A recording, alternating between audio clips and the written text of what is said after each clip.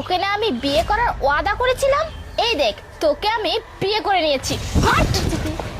তুই না এটারই যোগ্য, বুঝতে পারছিস? আমার না একটা বড়লোক ছেলের সাথে বিয়ে হয়েছে, আর তুই তো আমার জুতো টানার যোগ্য না। আরিফ,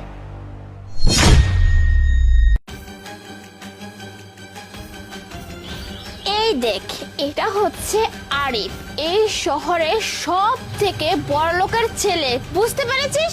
আর এখানে যা কিছু দেখতে পাচ্ছিস না সব কিছু ওর, আর বিয়ের পরে এর অর্ধেক মালিক হব আমি। আজকের পর থেকে না তোর এই চেহারাটা কখনো আমাকে দেখাবে না। বেবি চলো। শান্তা, বাবা তোর সাথে ওই মেয়েটা এরকম করলো? শোন, তোকে আমি বলতেছি, তুই যদি আমার ছেলে হোস না। কি শুধু কি ভিডিও দেখলেই হবে? আমাদের নিজস্ব তত্ত্বাবধানে তৈরি হলুদ মরিচের গুঁড়ো নিতে আজই যোগাযোগ করুন কৃষক বাড়িতে। এর যেভাবে হোক একটা প্রতিশোধ আমি চাই, তুই ওই প্রতিশোধ নিবি। এখন বাড়ি চল।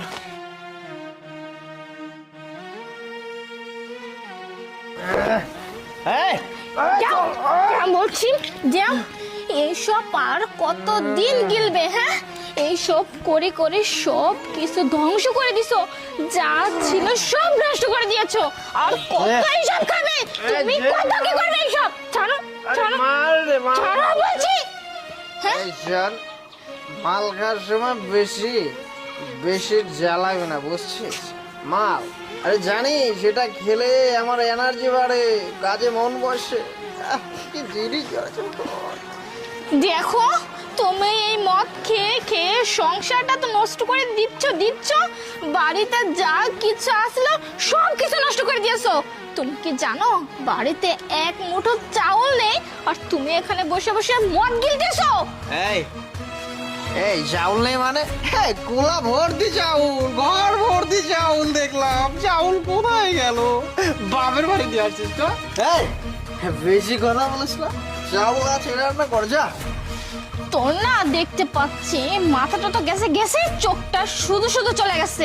এই বাড়িতে কোথায় চাউল আছে রে? হ্যাঁ, চোখে কি তুই চোখে বেশি দেখতে পাস নাকি? দেখ তোকে বিয়ে করে না আমার জীবনটা পুরোই নষ্ট হয়ে গেছে, আমার তো লাইফে আর কিচ্ছু নেই। আমি যে কত বড় অন্যায় করেছি না। আপা কি হয়েছে এখানে? কে রে খাবি চুপ কর তুই। আপা এদিকে আসুন আপনি।